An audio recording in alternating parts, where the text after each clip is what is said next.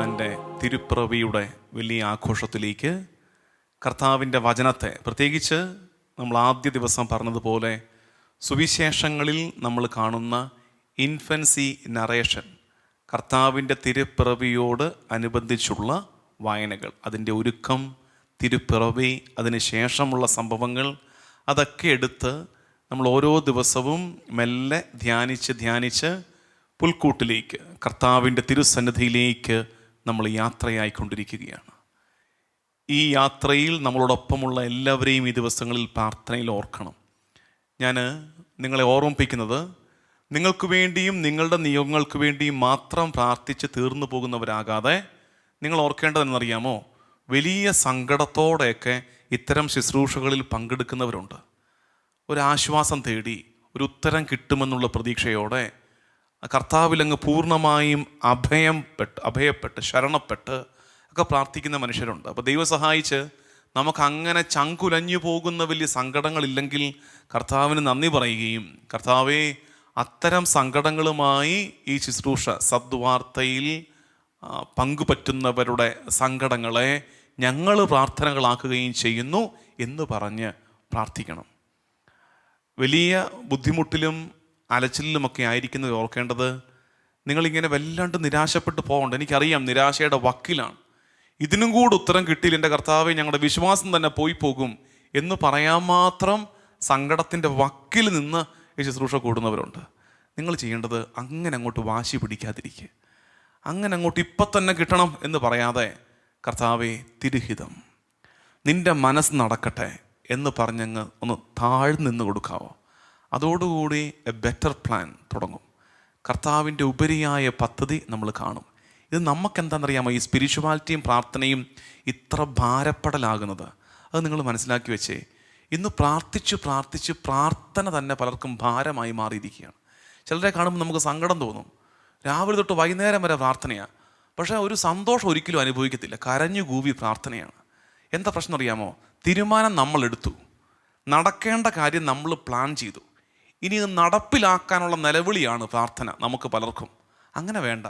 കർത്താവേ, നിൻ്റെ മനസ്സ് നടക്കട്ടെ, നിൻ്റെ മനസ്സ് നടക്കട്ടെ. നിൻ്റെ മനസ്സിലുള്ളത് എന്താണെങ്കിലും അതെൻ്റെ ജീവിതത്തിൽ നടപ്പിലാകുമ്പോൾ അതൊന്ന് അംഗീകരിക്കാൻ എന്നെ ഒന്ന് പാകപ്പെടുത്തണേ എന്ന് പ്രാർത്ഥിച്ചുകൊണ്ടല്ലോ മനസ്സമാധാനം കിട്ടും. സ്വസ്ഥതയോടെ ഈ ഭൂമി ജീവിക്കാൻ പറ്റും. ഇതിപ്പോൾ പ്രാർത്ഥന ഈ പറഞ്ഞതുപോലെ തീരുമാനം നമ്മൾ എടുത്തിട്ടുണ്ട്. വിസ എങ്ങോട്ട് അടിക്കണം തീരുമാനം എടുത്തിട്ടുണ്ട് നമ്മൾ എന്നിട്ട് അതൊന്ന് അടിച്ചു കിട്ടാൻ വേണ്ടിയിട്ടാണ് ഈ മുട്ടുമേ നിൽക്കുന്നത് മുഴുവൻ. അപ്പോൾ എന്തോന്നറിയാമോ, ഈ വിസ വൈകുന്തോറും നമ്മുടെ വിശ്വാസം തന്നെ പോയി കിട്ടും. കിട്ടിയാൽ ഭയങ്കര ആഘോഷമാണ്, കിട്ടിയാൽ സാക്ഷ്യം പറച്ചിൽ ആഘോഷമൊക്കെയാണ്, കിട്ടിയില്ലെങ്കിൽ വിശ്വാസം തന്നെ അതുപോലെ അങ്ങ് പോയി കിട്ടും. അത് വരാതിരിക്കുക. കർത്താവേ, നിൻ്റെ മനസ്സ് ഐ സറണ്ടർ, ഞാൻ തിരുമുമ്പാകെ കീഴടങ്ങി നിൽക്കുന്നു. അപ്പാ, തിരുമനസ് പോലെ നടക്കട്ടെ. മറിയം പറഞ്ഞതുപോലെ, ശരിക്കും ഈ ക്രിസ്മസ് ഒക്കെ ആഘോഷിക്കുമ്പോൾ മറിയത്തെക്കുറിച്ചൊക്കെ പല ആവർത്തി പല ടൈപ്പ് പ്രസംഗം പലരുടെ അധരങ്ങളിൽ നമ്മൾ കേൾക്കും. എന്നാൽ നമുക്കൊരിക്കലും ഈ മനസ്സ് കിട്ടത്തില്ല. മറിയത്തെ വണങ്ങുന്നതിലല്ല കാര്യം, മറിയത്തെ മാതൃകയാക്കുന്നതിലാണ് കാര്യം. ഇതാ കർത്താവിൻ്റെ ദാസി എന്നൊക്കെ പറഞ്ഞ് അവളുടെ മനസ്സില്ലേ, ആ മനസ്സിൻ്റെ ഒരു പങ്ക് ഇങ്ങോട്ട് മേടിക്കുക. എന്നിട്ട് കർത്താവിൻ്റെ തിരഹിതത്തിൻ്റെ മുമ്പിൽ ഇതാ നിൻ്റെ ദാസൻ, ഇതാ നിൻ്റെ ദാസി എന്ന് പറഞ്ഞ് ഒരു നിൽപ്പങ്ങോട്ട് നിൽക്കുക. അതിൻ്റെ പേരാണ് മനസമാധാനമുള്ള ക്രിസ്തീയ ജീവിതം എന്നുള്ളത്. ക്രിസ്ത്യൻ ലൈഫ് ജീവിച്ചിട്ട് ഇങ്ങനെ ഭാരപ്പെടരുത്. ക്രിസ്ത്യാനിയാണെന്ന് പറഞ്ഞ് ഇത്രയും സ്ട്രെസ് ഉണ്ടാക്കിയെടുക്കരുത്, ഇത്രയും അങ്ങ് ഡിപ്രസ്ഡ് ആകരുത്. തൊട്ട് മുമ്പ് ഞാൻ ഈ ടോക്ക് എടുക്കുന്നതിന് മുമ്പ് എനിക്ക് കിട്ടിയ മെസ്സേജ് ഇതാണ്, വെച്ചാൽ I am near to depression. എനിക്കറിയാവുന്ന ഒരാൾ നല്ലതായിട്ട് പ്രാർത്ഥിക്കുന്ന ഒരാൾ, പക്ഷേ I am near to depression.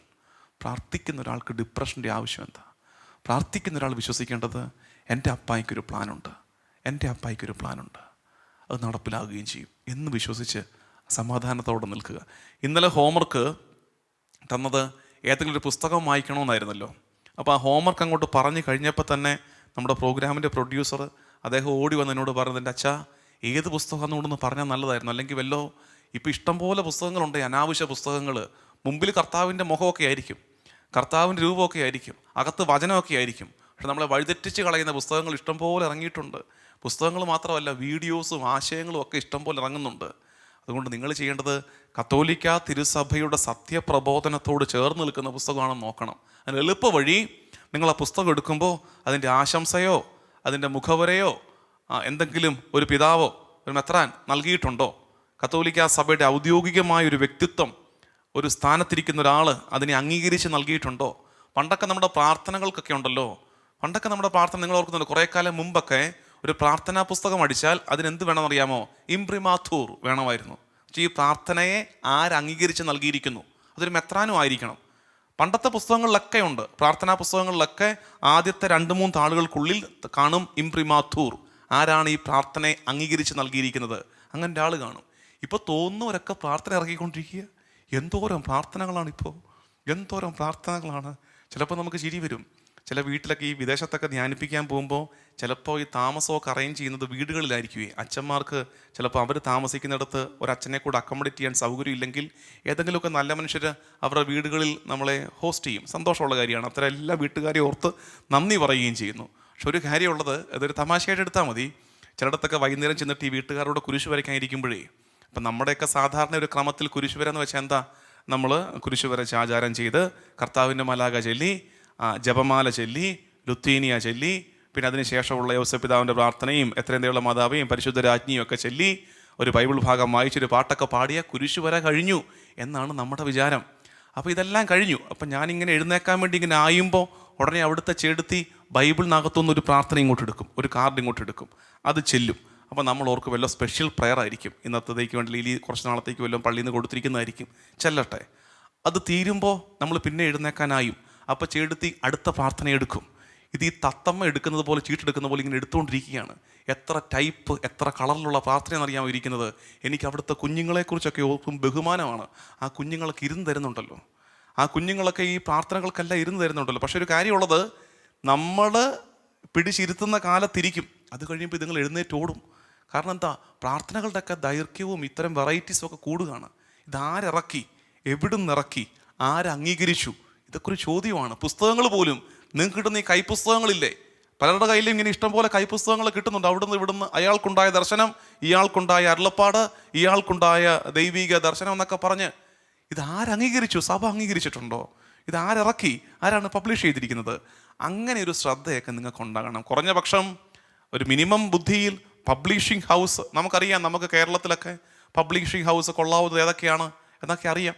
അതൊക്കെ നോക്കിയിട്ട് വേണം ഒരു പുസ്തകമൊക്കെ തിരഞ്ഞെടുക്കാൻ എന്ന് കൂടി ഓർമ്മിപ്പിക്കട്ടെ. അപ്പോൾ ഇന്നലെ ഹോംവർക്ക് പുസ്തകം വായിക്കണമെന്ന് പറഞ്ഞതുകൊണ്ട് അതിൻ്റെ ബാക്കിയായിട്ടൊരു വാൽക്കഷ്ണം പോലെ ഇത്രയൊക്കെ പറഞ്ഞതേ ഉള്ളൂ.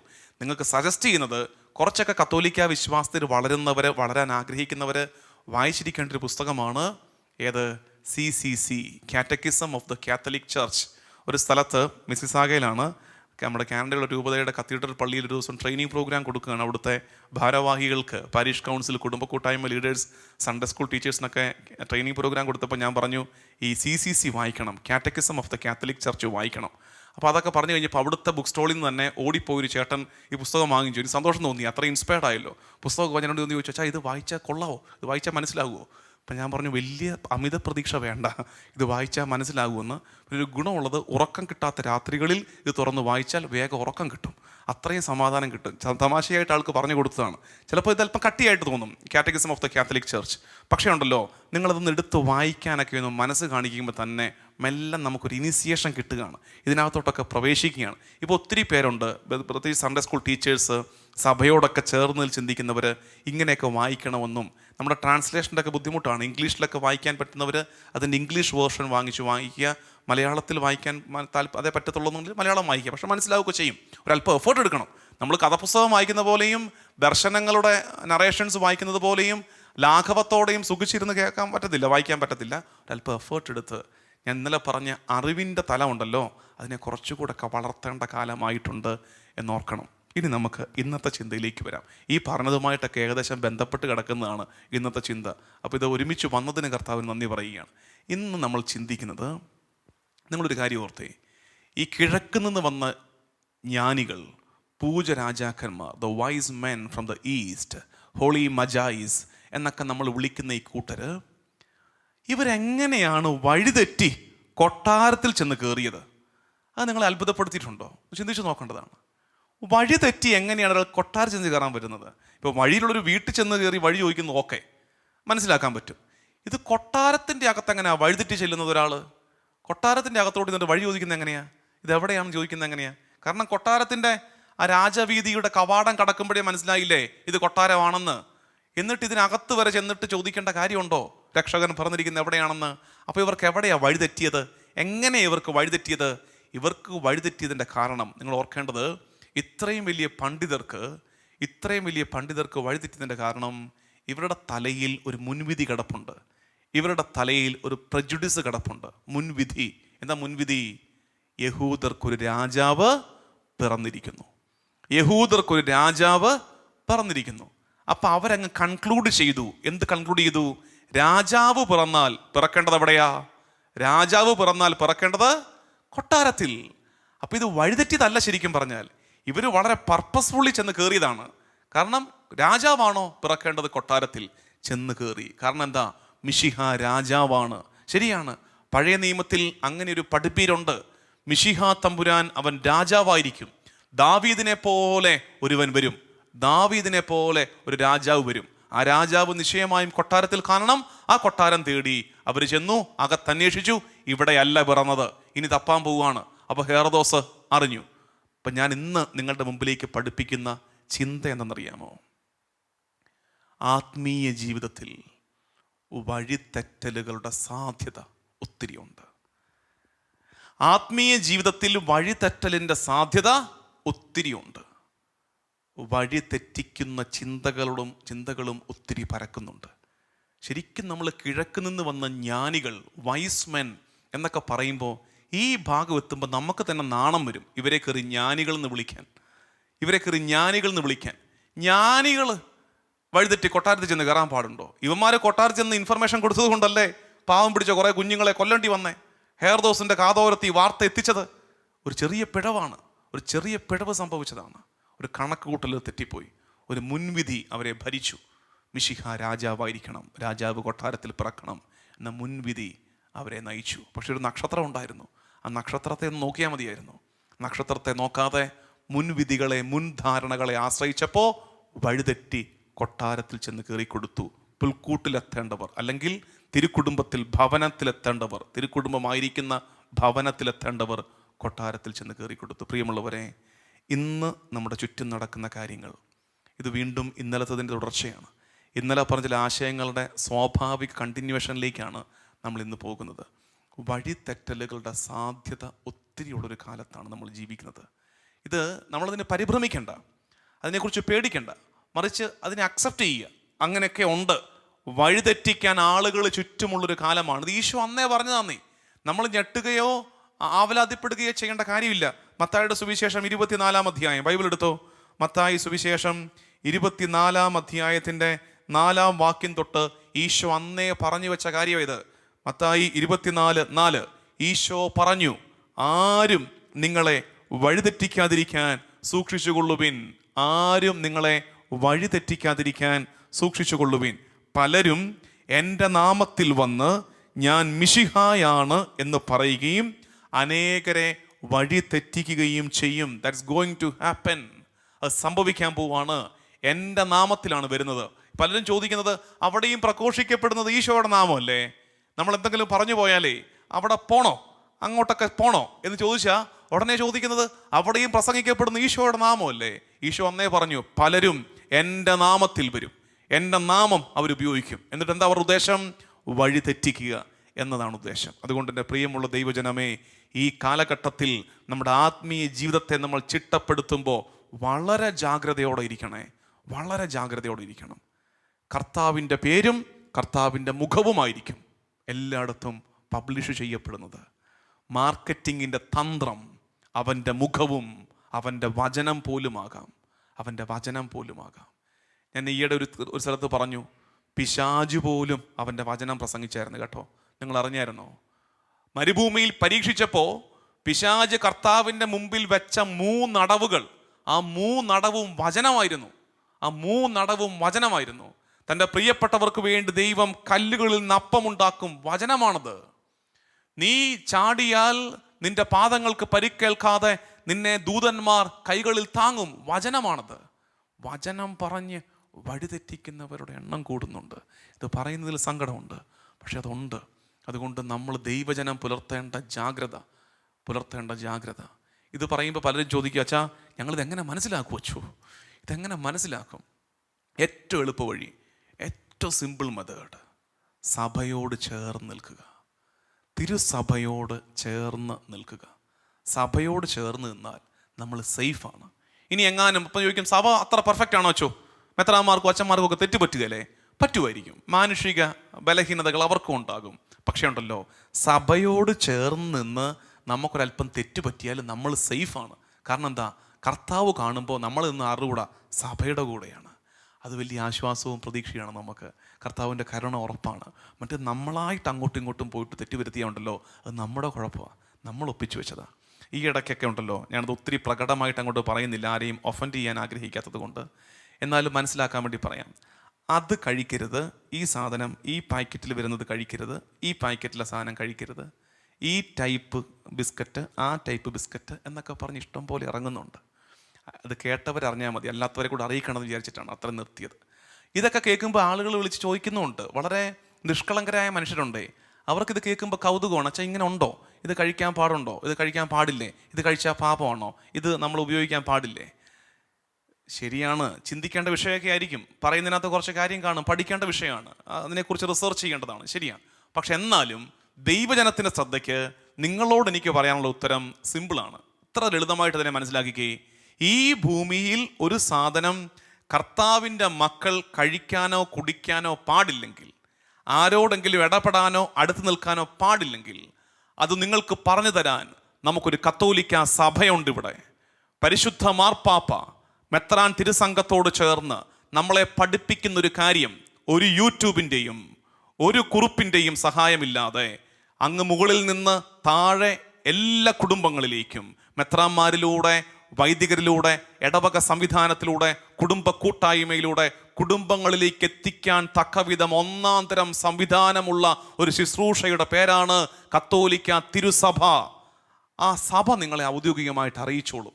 നിങ്ങളുടെ ആത്മാവിന് കേടുവരുന്നൊരു കാര്യം നിങ്ങളുടെ ചുറ്റുപാടുണ്ടെങ്കിൽ അത് അറിയിക്കാനുള്ള എല്ലാ ഉത്തരവാദിത്വവും ബാധ്യതയും തിരുസഭയ്ക്കുണ്ട്. അതറിയിക്കും. അതുവരെ ഒന്ന് കാത്തിരിക്കും. അല്ലെങ്കിൽ എല്ലാവരും കൂടെ ഓരോന്നിങ്ങനെ പടച്ചു വിട്ടുകൊണ്ടിരിക്കും. ഇതെല്ലാം കൂടെ കഴിഞ്ഞിട്ട് നമുക്കാകപ്പാടെ വെപ്രാളം, ടെൻഷൻ, ഇതെന്താ ചെയ്യേണ്ടത്, ചെയ്യരുതാത്തത്. സഭയോട് ചേർന്ന് നിൽക്കുക. നമ്മുടെ യാമപ്രാർത്ഥനകളിലെ സുന്ദരമായൊരു പ്രാർത്ഥനയാണ്. സഭയോടൊപ്പം ചിന്തിക്കാനും അവളുടെ പ്രവർത്തനങ്ങളിൽ കഴിവിനൊത്ത് പങ്കാളികളാകുവാനുമുള്ള കൃപ ഞങ്ങൾക്ക് തരണേ കർത്താവേ. നിൻ്റെ മണവാട്ടിയും നിൻ്റെ ശരീരവുമായ സഭയോട് ചേർന്ന് ഞങ്ങൾ നിൽക്കട്ടെ. ആ വിചാരം ഉണ്ടായാൽ മതിയെന്നേ. അല്ലെങ്കിൽ പറ്റുന്നത്, നിങ്ങൾ ഓർക്കേണ്ടത്, എനിക്കറിയാം ഇത് കേൾക്കുന്നവർക്ക് കുറച്ച് പേർക്ക് എന്നോട് അല്പം അനിഷ്ടം ഇപ്പോൾ ഉണ്ടായി തുടങ്ങിയിട്ടുണ്ട്. ഇങ്ങരുതെന്തോ ഈ പറയുന്നത് എന്ന ചിന്ത വരുന്നുണ്ട്. എന്നറിയാമോ, ഈ ശുശ്രൂഷകരും ഈ സംവിധാനങ്ങളും ഒക്കെ ഉണ്ടല്ലോ, ഇപ്പം നമ്മൾ വളരെ കാര്യമായിട്ട് കരുതുന്ന ശുശ്രൂഷകർ, അത്തരം ഇടങ്ങൾ, സംവിധാനങ്ങൾ, ഇതെല്ലാം കടന്നു പോകും. ഓരോ കാലത്തും ഓരോന്നാണ്. ഇതെല്ലാം കടന്നു പോകും. What's going to prevail, what's going to sustain is the holy Catholic church. സഭ ഇവിടെ കാണും.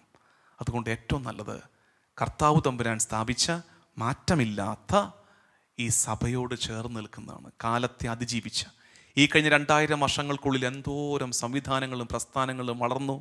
സഭയ്ക്ക് ഒപ്പീസ് പാടാൻ കത്തോലിക്ക സഭയെ ഇവിടം കൊണ്ട് അവസാനിപ്പിക്കുമെന്ന് പ്രഖ്യാപിച്ച് എത്ര പ്രസ്ഥാനങ്ങൾ ഉദിച്ചുയർന്നു. എന്നിട്ട് അവരൊക്കെ എവിടെ? അവർക്ക് വേണ്ടി കൂടെ പ്രാർത്ഥിച്ച് സഭ ഇപ്പോഴും മുന്നോട്ട് പോകുമല്ലേ. കാരണം എന്താ? ഇത് സഭ കർത്താവിൻ്റെ പദ്ധതിയാണ്. ഇത് കർത്താവിൻ്റെ പ്രൊജക്റ്റാണ്.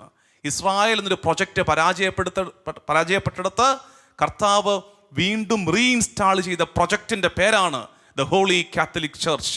ഇത് അവസാനിച്ചു പോകാൻ കർത്താവ് സമ്മതിക്കില്ല.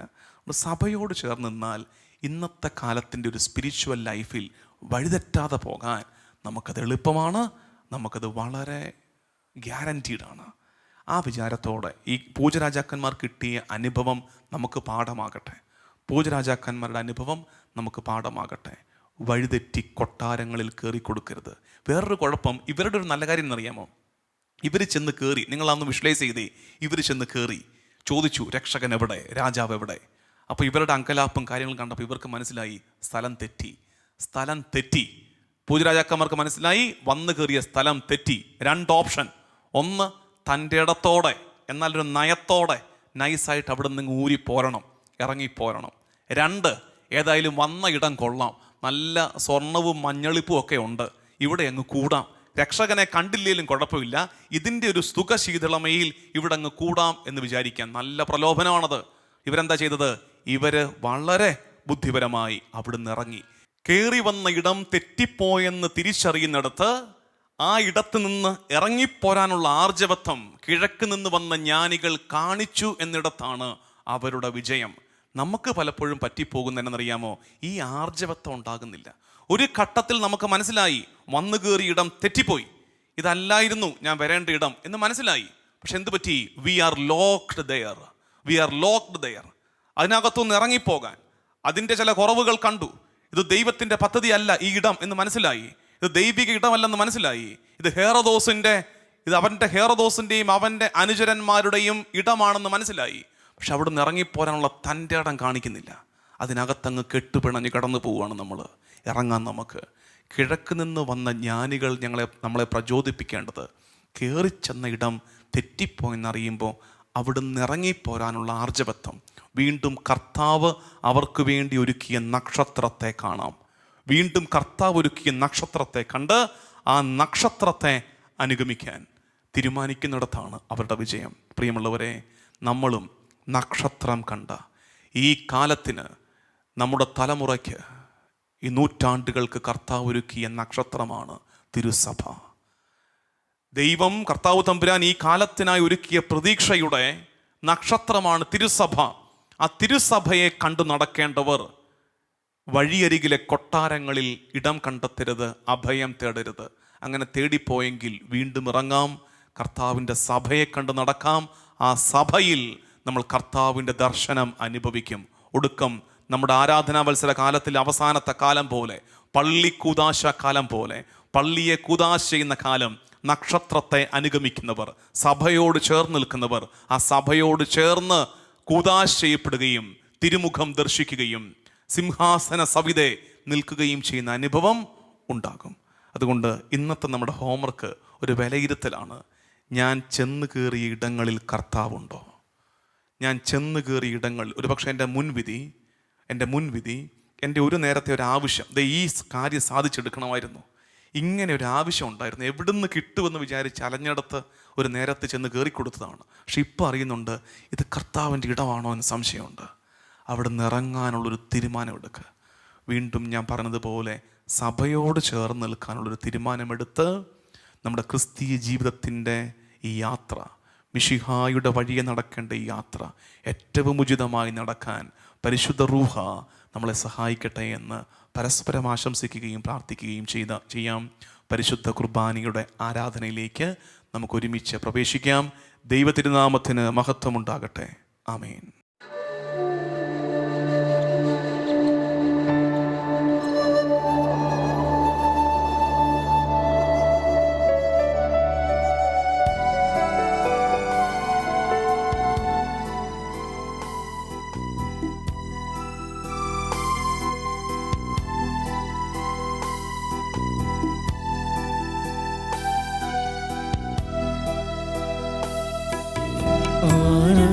ആരാധനക്കേറ്റം യോഗ്യനായവനേ,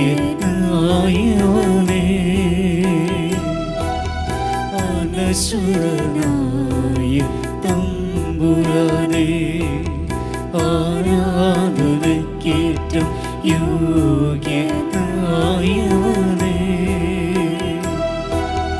അനശ്വരനായ തമ്പുരാനേ, അങ്ങേ സന്നിധിയിൽ സ്വർഗീയ നിമിഷങ്ങളിൽ, അങ്ങേ സന്നിധിയിൽ സ്വർഗീയ നിമിഷങ്ങളിൽ അവിരാമം ഞങ്ങൾ പാടാം. ആരാധന ആരാധന നാഥ ആരാധന, ആരാധന ആരാധന നാഥ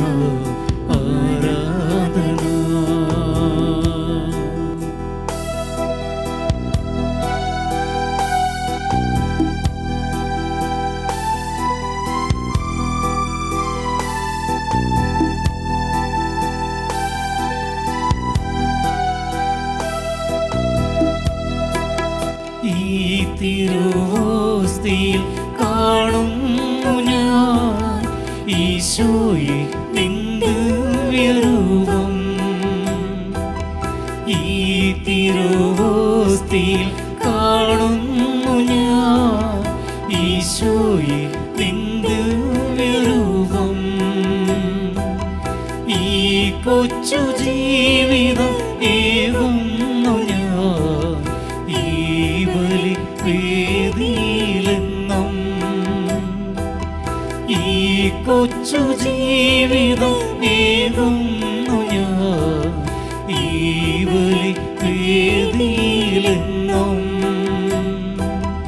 അതിമോദം ഞങ്ങൾ പാടാം ആരാധന ആരാധന നാഥ ആരാധന ആരാധന ആരാധന നാഥ ആരാധന.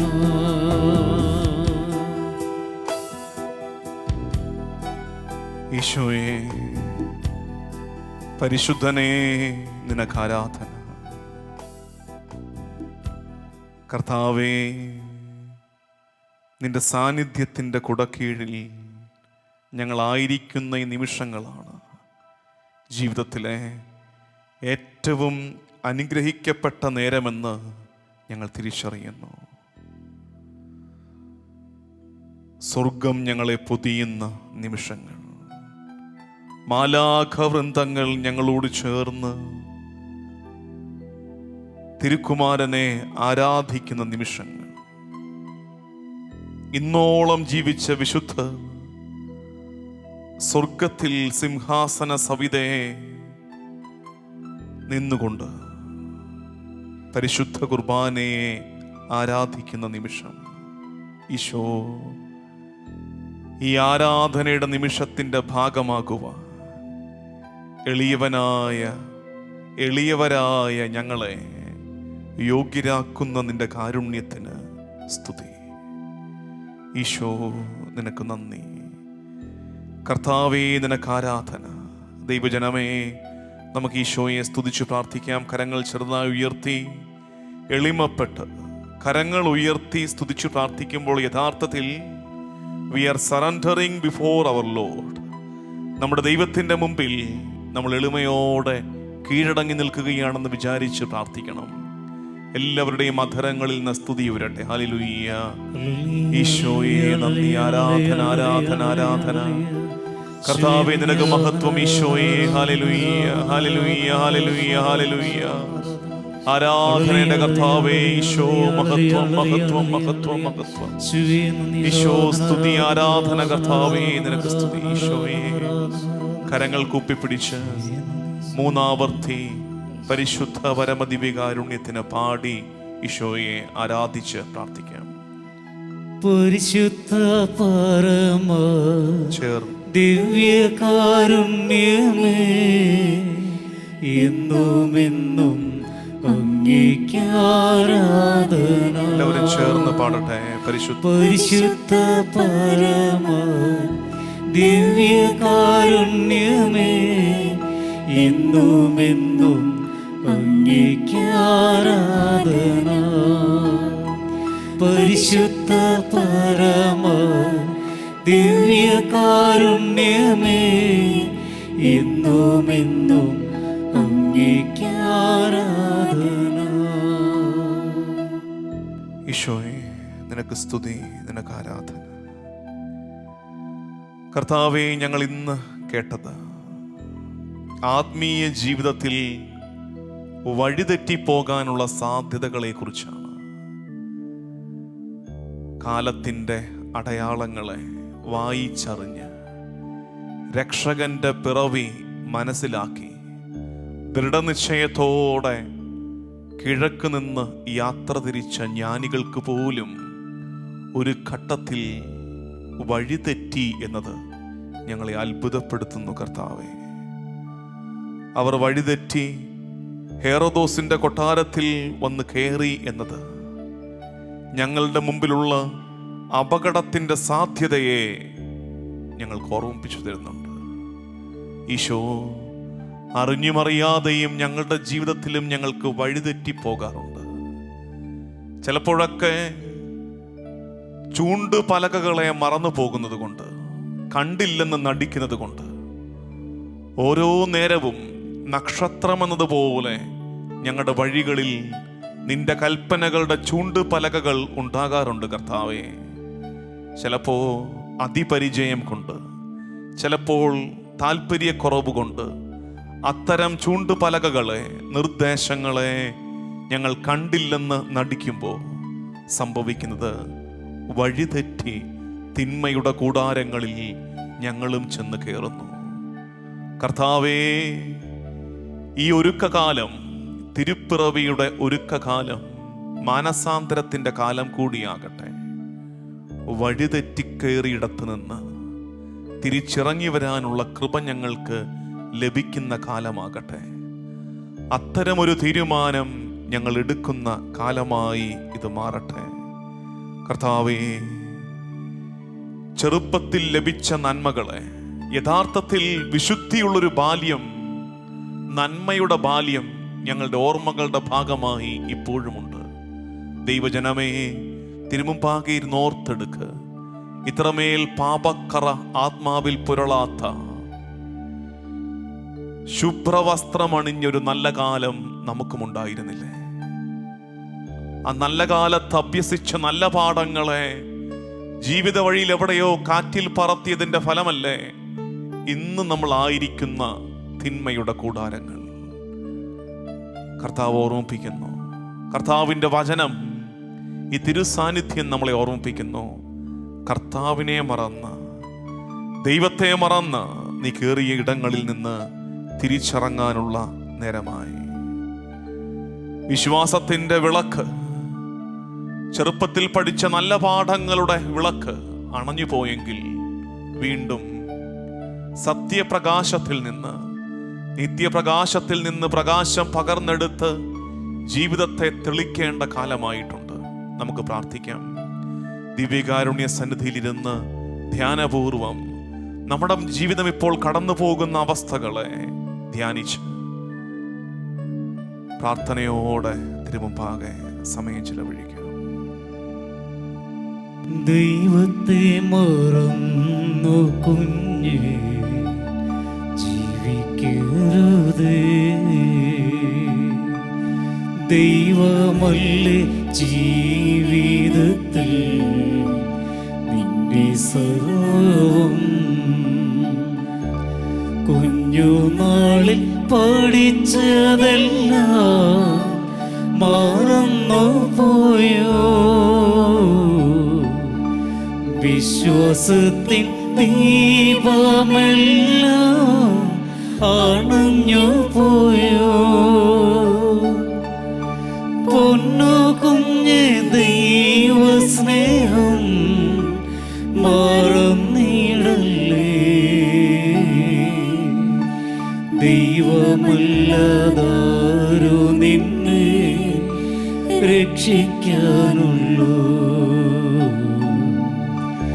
ദൈവത്തെ മറന്നു കുഞ്ഞേ, ജീവിക്കരുതേ. ദൈവമല്ലേ ജീവിതത്തിൽ നിന്റെ സർവം.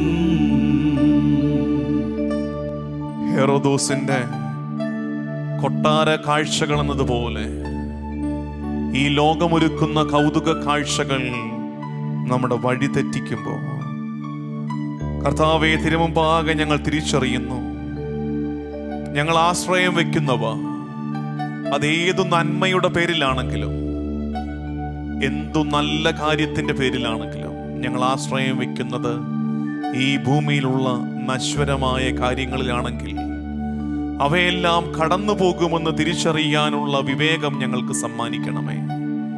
മാറാത്ത, മാറ്റമില്ലാത്ത നിന്നിൽ ഞങ്ങൾ ആശ്രയം വെക്കട്ടെ.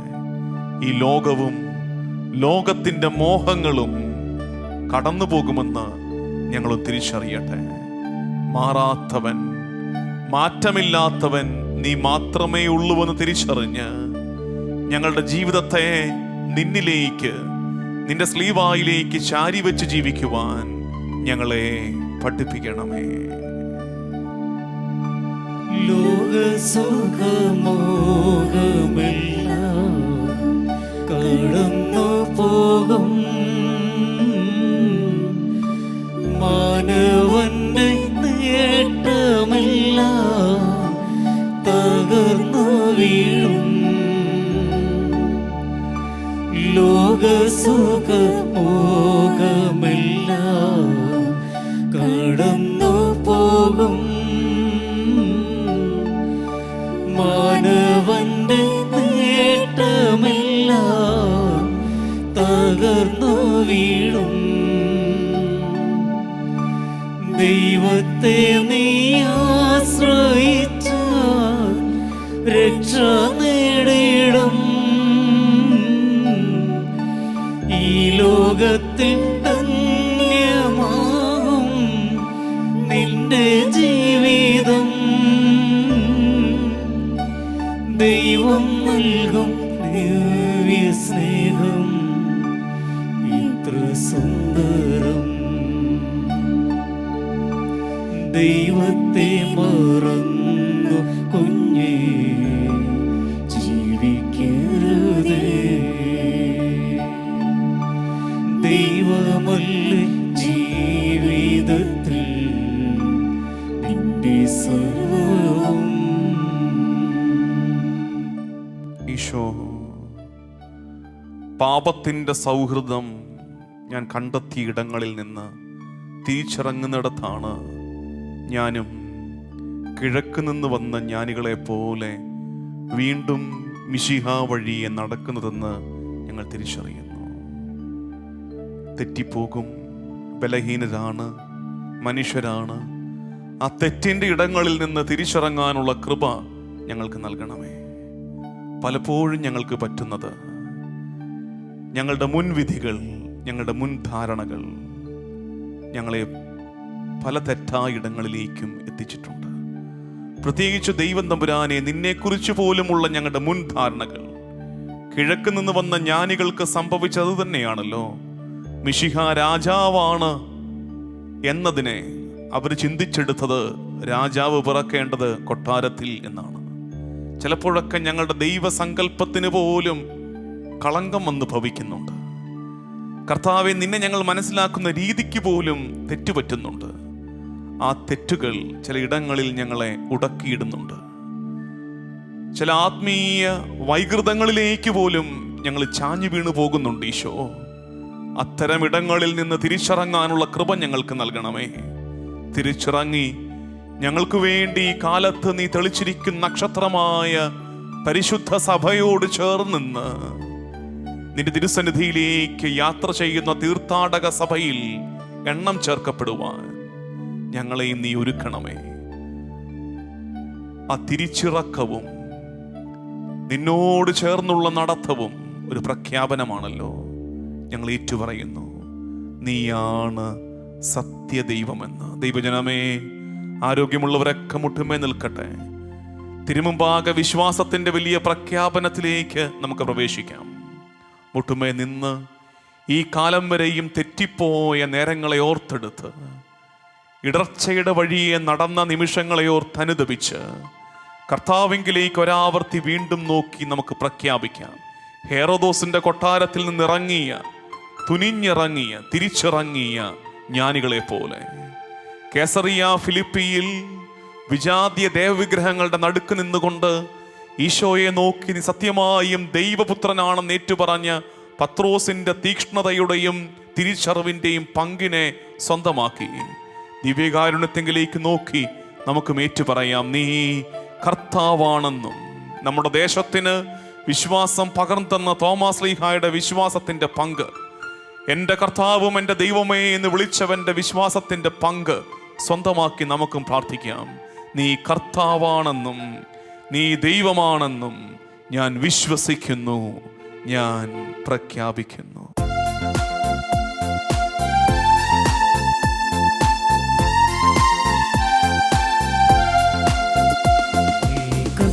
കർത്താവാണെന്നും നീ ദൈവമാണെന്നും ഞാൻ വിശ്വസിക്കുന്നു, ഞാൻ പ്രഖ്യാപിക്കുന്നു. നീ കർത്താവാണെന്നും നീ ദൈവമാണെന്നും ഞാൻ വിശ്വസിക്കുന്നു, ഞാൻ പ്രഖ്യാപിക്കുന്നു. യേശുവേ രക്ഷകാ, കർത്താവേ നാഥനേ, യേശുവേ രക്ഷകാ, കർത്താവേ നാഥനേ. നീ കർത്താവാണെന്നും നീ ദൈവമാണെന്നും ഞാൻ വിശ്വസിക്കുന്നു, ഞാൻ പ്രഖ്യാപിക്കുന്നു.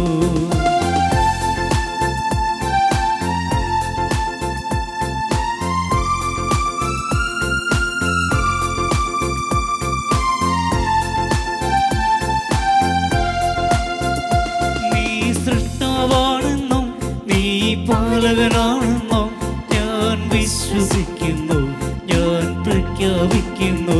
നീ സൃഷ്ടാവാണെന്നും നീ പാലകനാണെന്നും ഞാൻ വിശ്വസിക്കുന്നു, ഞാൻ പ്രഖ്യാപിക്കുന്നു.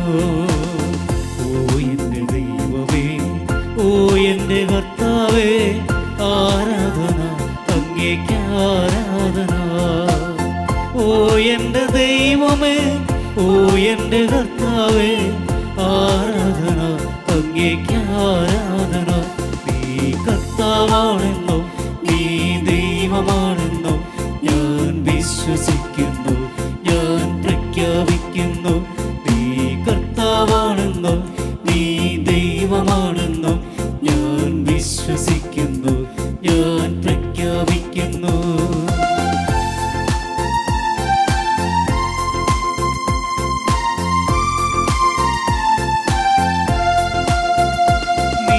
അധിപതിയാണെന്നും നീയുടയവനാണെന്നും ഞാൻ വിശ്വസിക്കുന്നു, ഞാൻ പ്രഖ്യാപിക്കുന്നു.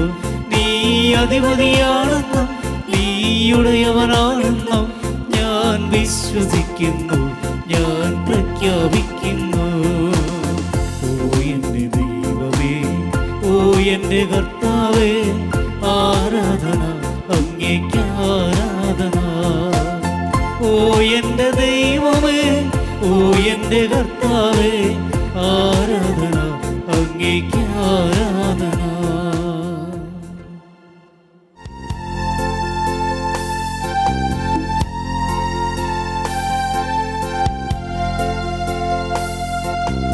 ആരാധന ആരാധന ആയിരം ആരാധന. ആരാധന ആരാധന ആയിരം ആരാധന. ആരാധന ആരാധന ആത്മാവിലാരാധന. ആരാധന ആരാധന ആത്മാവിലാരാധന.